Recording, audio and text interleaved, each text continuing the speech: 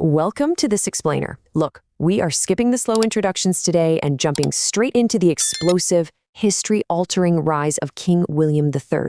Seriously, if you think you know the story of the British monarchy, prepare to have your perspective shifted, because William's path to the throne is one of the most dramatic ascents in modern European history. Let's dive in. Picture this. The year is 1672, and tens of thousands of French soldiers are marching north. In the space of just 3 short weeks, a huge chunk of the Netherlands is totally overrun. Amsterdam is directly threatened.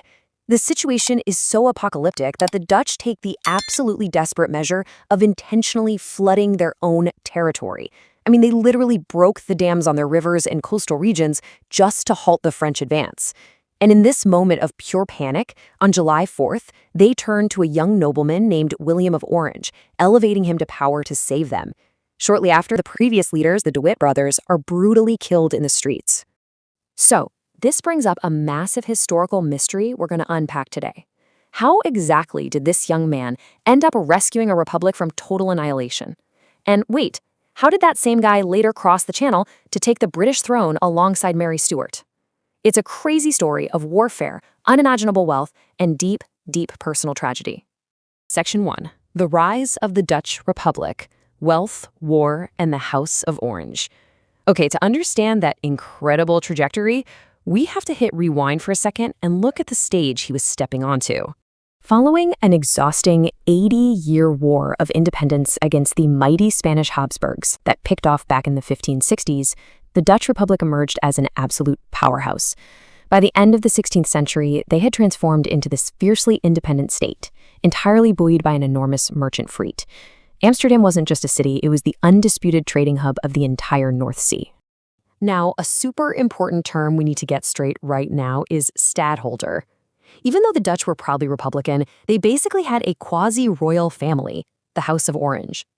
William's ancestors held this really unique title of stadtholder, which roughly translates to a steward or leading official of the Republic's most crucial counties, like Holland, Zeeland, and Utrecht. It was a position of immense, unparalleled political power that fundamentally shaped European politics at the time. And under the leadership of those stadtholders, the Dutch were literally the wealthiest people on earth. Their reach was staggering. Their merchant ships were trading all the way out in China and Japan. They were setting up colonies in North America and Southeast Asia. Dutch explorers like Abel Tasman were mapping Australia and New Zealand well over a century before James Cook even set sail. And right around the time William was born, they were establishing the Cape Colony down in southern Africa. Here's a kind of quirky geographical fact for you, though. The famous name Orange, it didn't even come from the Low Countries. The Principality of Orange was actually a tiny lordship way down in Provence, in southern France, which William's ancestors had inherited over a century before he was even born. It's just a fantastic reminder of how interconnected and honestly how bizarre European aristocratic titles could be. Section 2. The Tragic Royal Infant. A dynasty shadowed by grief. You see, despite being born into all this insane global wealth and carrying this prestigious title, William's entry into the world was marked by shocking, sudden, personal tragedy. Just look at how fast disaster struck this family. On his mother's side, his grandfather, the English King Charles I, was executed by the English Parliament in 1649. Then, on his father's side, his dad, William II, literally the most powerful man in the Republic, suddenly drops dead of smallpox. Just 8 days later, in early November 1650, young William III is born. Before he took his very first breath, he was already an orphan who had lost his father and his royal grandfather in remarkably violent and tragic ways. So, right from day one, William was pulled between 2 totally different worlds. Get this, even his birth date is a bit of a historical mix-up. Over in the Dutch Republic, they were using the modernized Gregorian calendar, so his birthday was recorded as November 14th. But across the channel, England was still stubbornly clinging to the Julian calendar, placing his birth on November 4th. This split perfectly symbolizes his dual legacy. Now, because he was just a helpless baby, the Republic obviously couldn't hand him the immense military and political power of his father. Actually, scratch that, they entirely denied him his birthright. This ushered in what historians call the first stadtholderless period. The Republic simply moved on without a Prince of Orange at the helm, leaving a massive, gaping power vacuum around this tiny kid. Which leads us to Section 3, the battle for guardianship, basically a Game of Thrones in miniature. This power vacuum immediately sparked a really fierce, high-stakes family feud. because whoever controlled the young prince controlled the future of the House of Orange. So immediately, there's a bitter clash. On one side, you have his mother, Princess Mary. On the other, his highly formidable grandmother, Amalia. It started right away with his name.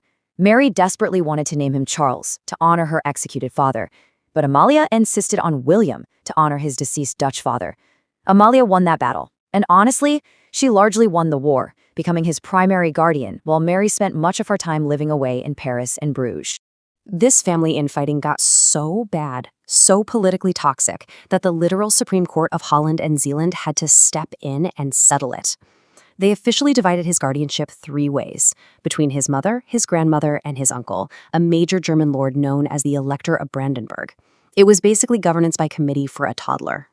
Moving on to Section 4. Groomed for the throne, accidental preparation for Britain. Yet, despite his mother tragically dying of smallpox when he was just 10 years old, this super unusual, fragmented upbringing inadvertently set the stage for his incredible destiny. Despite all that chaos, under his grandmother's super vigilant watch, William was molded into a highly educated, serious leader. He was raised as a committed Calvinist and tutored by some of the most brilliant minds of the Dutch Golden Age. I mean, the kid was so intensely groomed for leadership that he started classes at the prestigious University of Leiden when he was merely 9 years old. But here's the twist. Alongside that rigorous Dutch schooling, look at who was actually raising him day to day. Because of his mother's frequent absences and her early death, his grandmother appointed several governesses to take care of him. And who were they? Wallenberg Howard, an Englishwoman, and Lady Anna Mackenzie, a Scottish noblewoman. It's honestly an incredible piece of historical irony. The ultimate savior of the Dutch Republic basically spent his formative years entirely steeped in British culture, surrounded by people of British ancestry. It was this incredibly fortunate, almost totally accidental upbringing for a young prince who would one day cross the sea to rule England, Scotland, and Ireland. He was an outsider, sure, but intimately connected to the culture of the very nation he'd later command. Which leaves us with this huge historical cliffhanger. We know he survives his tragic childhood. We know he steps up in 1672 to beat back a terrifying French invasion and save the Dutch Republic.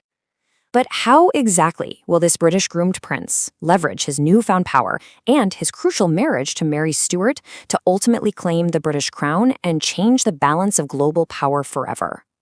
Make sure you keep that question in mind as you reflect on the incredible early life of King William III.